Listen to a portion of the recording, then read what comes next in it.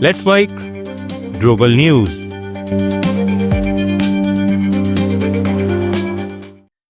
नमस्कार, let's mic global news में आपका स्वागत है। मैं हूं राखी जैन।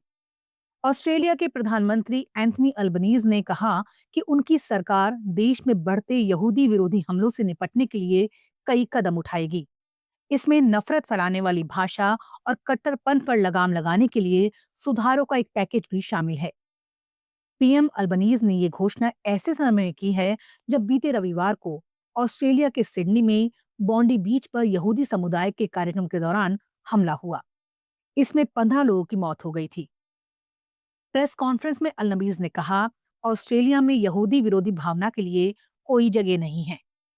अल्बनीज ने कहा कि ऑस्ट्रेलिया के लोग इस घटना से हैरान और नाराज हैं। वो खुद भी नाराज हैं और ये साफ है कि इस बुराई से लड़ने के लिए और ज्यादा करने की जरूरत है। अमेरिकी राष्ट्रपति डोनाल्ड ट्रंप ने गुरुवार को कहा कि टैरिफ अंग्रेजी का उनका फेवरेट शब्द है। ट्रंप ने दावा किया, इसकी मदद से उन्होंने अपने कार्यकाल के पहले 10 महीनों में दुनिया भर में 8 युद्धों को रोका। ट्रंप ने अपने कार्यकाल के 11 महीने पूरे होने पर व्हाइट हाउस से राष्ट्र को संबोधित किया। ट्रंप ने पूर्व राष्ट्रपति जो बाइडेन पर निशाना साधते हुए कहा, उन्होंने सत्ता छोड़ते समय उन्हें एक बड़ा संकट सौंपा था। ट्रंप ने अमेरिका में महंगाई के मुद्दे को नजरअंदाज करते हुए जोर दिया कि कनाडा, मैक्सिको, ब्राजील और भारत सही कई देशों पर लगाए गए टैरिफ से अमेरिकी अर्थव्यवस्था को फायदा हुआ है। उन्होंने कहा कि टैरिफ की वजह से अमेरिका ने उम्मीद से ज्यादा पैसा कमाया है। वहीं डेमोक्रेटिक पार्टी के नेताओं ने ट्रंप के भाषण की आलोचना की है। सांसद क्रिस वेल हॉलिन ने कहा, आज और ट्रंप ने कितने झूठ बोले, इसका हिसाब रखना तो मुश्किल है। अमेरिकी ब्रॉडकास्टर टकर कार्लसन ने दावा किया है कि राष्ट्रपति डोनाल्ड ट्रंप वेनेजुएला के साथ युद्ध की घोषणा कर सकते हैं। टकर कार्लसन ने बात अपने ऑनलाइन शो जजिंग फ्रीडम में कही। उनके मुताबिक एक अमेरिकी सांसद ने उन्हें बताया कि सांसदों को ट्रंप के संबोधन से पहले एक बंद कमरे में ब्रीफिंग दी गई थी। इस ब्रीफिंग में कहा गया कि अमेरिका और वेनेजुएला के बीच सैन्य टकराव की स्थिति बन सकती है और राष्ट्रपति इसे भाषण में सार्वजनिक कर सकते हैं। ये दावा ऐसे समय आया है जब अमेरिका और वेनेजुएला के बीच तनाव लगातार बढ़ रहा है। चीन ने उन्नत सेमीकंडक्टर तकनीक की दिशा में बड़ा कदम उठाया है।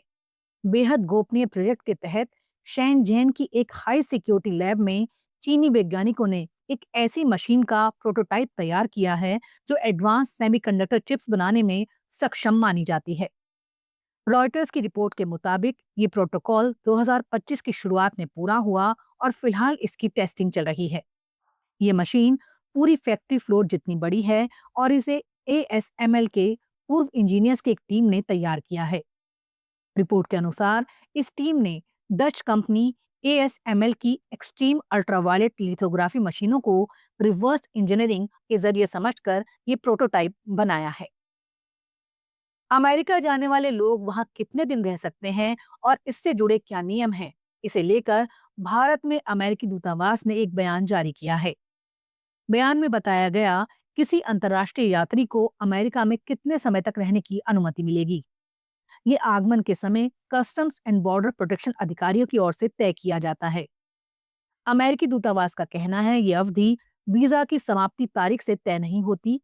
साथ ही दूतावास ने कहा कि आप अमेरिका में कितने समय तक रह सकते हैं, ये जानने के लिए आधिकारिक वेबसाइट पर जाकर अपने I-94 पर दर्ज एडमिट अनटिल डेट देखें।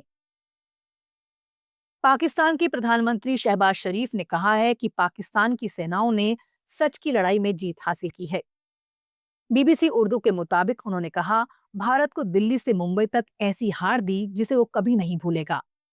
हरिपुर में एक समारोह को संबोधित करते हुए प्रधानमंत्री ने खैबर पख्तूनख्वा के लोगों को साहसी और बहादुर बताया और कहा कि प्रांत के लोग दशकों से आतंकवादियों के खिलाफ लड़ रहे हैं और उनके बलिदानों के कारण ही देश में शांति स्थापित हुई है। अपने भाषण में शहबाज शरीफ ने दावा किया कि पाकिस्तान दिवालियापन से बच गया है और मंदी से उबरने के बाद अर्थव्यवस्था अब स्थिर हो रही है। ग्लोबल न्यूज में फिलहाल इतना ही।